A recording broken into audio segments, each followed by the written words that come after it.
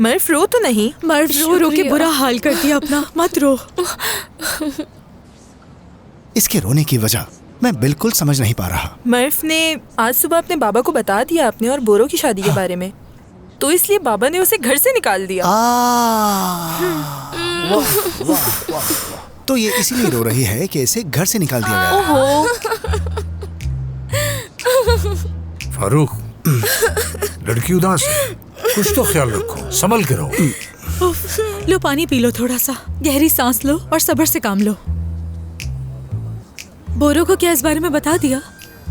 नहीं, पहले मैं पुरसुकून हो जाऊं, उसके बाद उससे बात करूंगी। वो फैमिली से बात करने वाला था, इसलिए फोन नहीं किया जाहिर मैंने। है, अभी ये बोरो की विरासत की हकदार नहीं, शायद उसके इंतकाल के बाद कुछ मिल जाए। हद होती है फारूक, खामोश नहीं रह सकते क्या? फारूक, ये दूसरी बात है, तुम्हें पता है ना मैं क्या करता हूँ।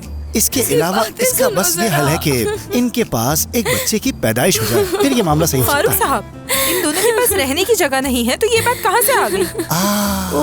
मर्फ चुप हो जाओ। मेरी जान, रो मत, बोरो के साथ रह लेना। बोरो अपने दोस्तों के साथ रहता है। नहीं, एक घर में रहते हुए सब कुछ नहीं चलता। तुम दोनों शादीशुदा हो, तुम दोनों को एक साथ ही रहना होगा। कभी नहीं सोचना किसी दूसरे के घर जाकर रहने का। हाय अल्लाह, अब हम क्या करें? कोई ना कोई हल तो निकालना होगा हमें। जरा सब्र रखो, जब सब आ जाए तब तय करते हैं। लेकिन तुम्हें उदास होने की जरूरत नहीं है, समझ आई? आपने ये सब कह तो दिया है, मगर ये सब इतना आसान नहीं।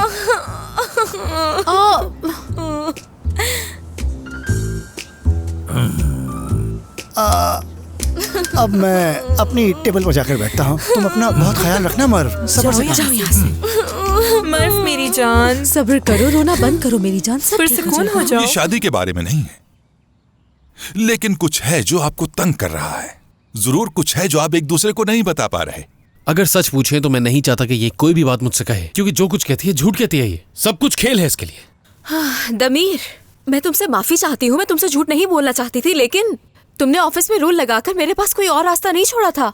तुमने वही किया जो तुम्हें करना था सिलीन। खेल खेलने की जरूरत नहीं थी तुम्हें। मैं वो रूल वैसे ही खत्म नहीं करूंगा। तुम्हें लगा कि मुझे तुम इस तरह से मना लोगी, ये गलतफहमी थी तुम्हारी। लेकिन मैं एक और हल निकालने वाला था, मगर अब उसकी जरूरत नहीं है। तुम्हें तकलीफ देने के लिए नहीं किया मैंने। अगर तुम्हें लगता है कि कोई भी इंसान इस सब को नजरअंदाज कर सकता है तो वो इंसान नहीं, रोबोट होगा। बासोकात रोबोट की तरह ही पेश आते हो तुम। अब ऐसा नहीं होगा। ध्यान से मेरी बात सुने। मसले की जड़ तक जाना होगा, क्योंकि आप दोनों के बीच में कुछ है। हम दोनों एक दूसरे को नहीं चाहते, बल्कि हमारे दरमियान कुछ नहीं है। यही फैसला किया है हम दोनों ने। तुमने किया है, मैंने नहीं। हर चीज बिगड़ी हुई है यहाँ, हर चीज खराब है। इसलिए अगर रस्सी के बल को खोलना है तो उसे खींचना होगा। तो ये घर, हाँ ये घर, इस घर में साथ रहना, वो भी इस तरह रहना मुश्किल हो सकता है जैसे इस घर के कॉमन हिस्से, है ना? इस घर में कितने बाथरूम हैं?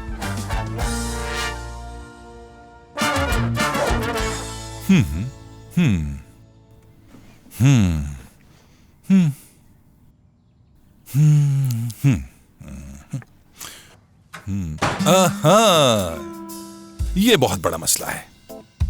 वो कैसे? टॉवल और कपड़े ही तो है, क्या मसला है इसमें? है ना, इन दोनों की खुशबू मिक्स होकर बुरी बन जाती है। ये गलत सिग्नल देती है। माफ कीजिएगा, किस तरह के सिग्नल्स? हार्मोन्स को हरकत में लाने वाले सिग्नल्स, फेरोमोन्स वगैरह। उससे आपका मूड अच्छा हो जाता है और उससे आपके अंदर प्यार के जज्बात जागते हैं जो आपके जहन को कंफ्यूज करते हैं। क्या इन दोनों को पास में लटकाने से ऐसा होता है? और आप दोनों के बेडरूम वगैरह बराबर में है? ऊपर नीचे। बहुत अच्छा कमरा है ये, सुकून और राहत देने वाला कमरा है ये। जी ऐसा ही है। पहले ये कमरा मेरा हुआ करता था और बाद में दमीर ने आकर मुझे इस कमरे से निकाल दिया, मेरा कमरा ऊपर बनवा दिया। खैर अब मुझे आदत हो गई है। तो तुम्हें आदत हो गई है। आज भी तुम्हें कमरे की शिकायत है, एसी के बावजूद कमरा गर्म लगता है। ये सही कह रही है, कमरा गर्म होगा। वो क्यों? ये पकड़े जरा। क्योंकि ये जो कमरा है काफी गर्म है और इस कमरे की सारी गर्मी वो सीधी ऊपर जाती है दमीर साहब, और इस मसले का हल जल्द निकालना होगा। ये मसला आसान नहीं होगा, पहले मैं आपको बता दूं।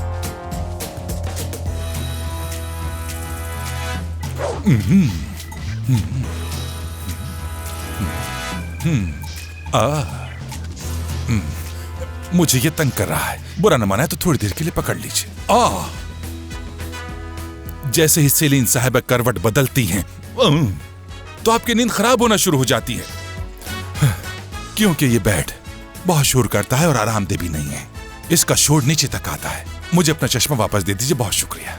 और आप दमीर साहब शोर सुन नहीं पाते लेकिन महसूस जरूर करते हैं। ये दीवारें इतनी पक्की हैं कि इनसे कुछ नहीं गुजर सकता। इस बात का पूरा ख्याल रखा गया है। जी इस कमरे में मैं जितना चिल्लाऊं आवाज बाहर नहीं जाती है। यानी आप खुद देख सकते हैं दीवारों पे क्या कुछ लगा हुआ है। ठीक है, लेकिन यही तो मसले की जड़ है। असल मसले की जड़ इस लड़की का झूठ बोलना है। किसी के जज्बात से ऐसे फर्क नहीं पड़ता। मेरे साथ खेल खेलती रही। असल मसले की जड़ मैं नहीं, इस आदमी के इल्जामात हैं। बात तो ऐसे कर रहा है जैसे बहुत सारे रास्ते थे मेरे पास। कोई मसला ऐसा नहीं जिसका हल मेरे पास ना हो। सुन ले आप दोनों जरा तहम्मुल से। हम अपने अगले सेशन में यहीं से शुरू करेंगे जहां से रोका है। और जो मैंने घर के बारे में कहा उसे अच्छी तरह याद रखिएगा आप दोनों, ठीक है? मैं जा रहा हूं। तो ये थी थेरेपी। हद होती है। दोस्तों, एक बहुत बुरी खबर है। बुराक का ट्रैफिक एक्सीडेंट हो गया है। क्या? हाँ। क्या बुराक मर गया? बताओ क्या कह रहे हो तुम? बताए ना, वो ठीक तो है ना? दोस्तों बेफिक्र रहो, मैं बिल्कुल ठीक हूँ। हाँ। मैं तुम्हें मार दूंगा, सच में मार दूंगा। हम सबको पागल कर दिया तुमने। भाई इस दफा इनको मेरी वजह से माफ कर दे। ये फारूक कौन से एक्सीडेंट की बात कर रहा है? भाई मैं ड्राइव कर रहा था तो एक्सीडेंट हो गया। नुकसान ज्यादा मुझे नहीं, गाड़ी को हुआ है। अल्लाह का शुक्र है कि तुम बच गए बुराक। बुराक, अपना बहुत ख्याल रखा करो तुम। सर में दर्द तो नहीं हो रहा ना तुम्हें? नहीं मैं ठीक हूँ, घबराने वाली कोई बात नहीं। क्या सेलिन नहीं आई? नहीं, वो अभी तक नहीं आई। इसका मतलब है कि दमीर भी नहीं आया होगा, क्योंकि तुम सब छत पे जो मौजूद हो। इंशाल्लाह सेलिन बॉस से पहले आ जाएगी, क्योंकि दमीर साहब कल बहुत ज्यादा गुस्से में थे। यास्मीन तुम्हें मुझसे छुपाने की जरूरत नहीं है। सेलिन से मेरी बात हुई थी, वो दोनों एक ही घर में रहते हैं। क्या मतलब? सेलिन और दमीर साहब क्या एक ही घर में रहते हैं? क्या उसी घर में जिसमें सेलिन की सालगिरह की तकरीब रखी गई थी? तुम ये बात नहीं जानती थी क्या? खैर छोड़ो, मैं कल ऑफिस आऊंगा। खुदा हाफिज। कितना अरसा हो गया कि साथ रह रहे हैं वो दोनों, और मुझे इस बारे में पता क्यों नहीं है?